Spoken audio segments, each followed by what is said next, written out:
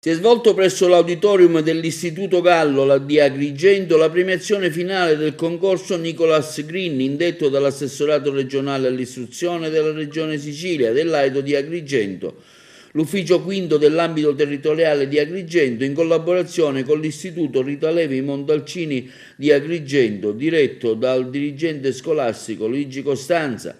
La manifestazione ha visto coinvolti gli studenti della provincia agrigentina di scuola primaria, secondaria di primo grado e secondo grado, assegnando i premi a 3 studenti per settori.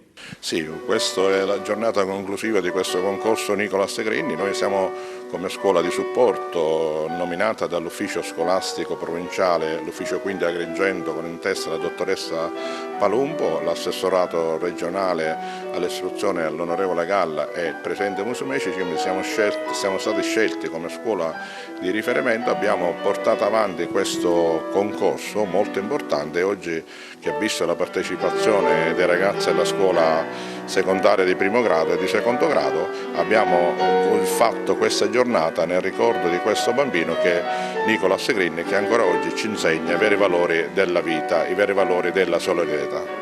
Hanno partecipato anche altre scuole, lei ha dato anche degli attestati di partecipazione, ma quanto è importante anche questo coinvolgimento in rete di altri istituti? Ma è fondamentale la sinergia con tutte le scuole. Questo è un concorso che ha coinvolto tutte le scuole della provincia di Agrigento.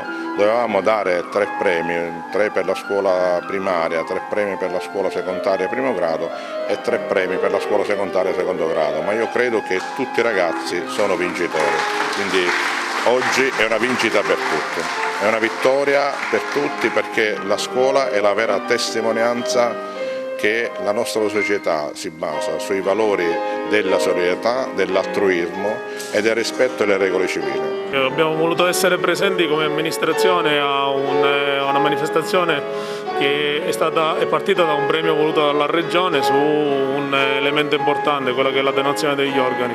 Un sì che può cambiare la vita a molte persone, che spesso da un dolore si può tradurre in qualcosa di positivo per ridare la vita e speranza a persone che ovviamente hanno necessità per continuare il loro percorso.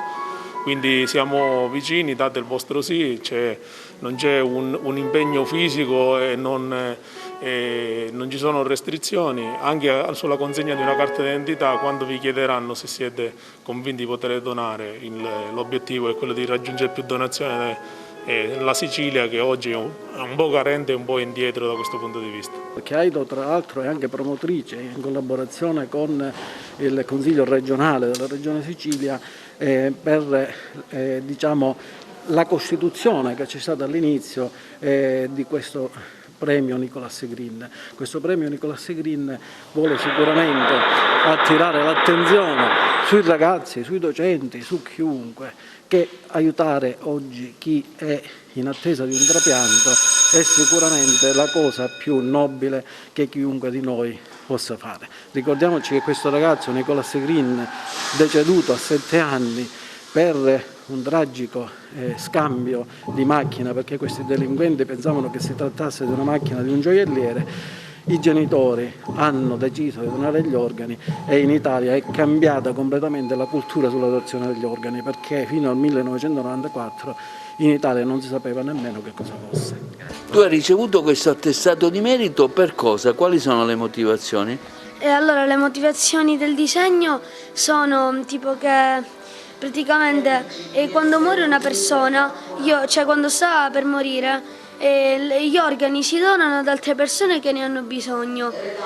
Ci sono molte persone che hanno bisogno in Sicilia, anche negli altri paesi, e quindi quando una persona si sta per morire si donano molti organi.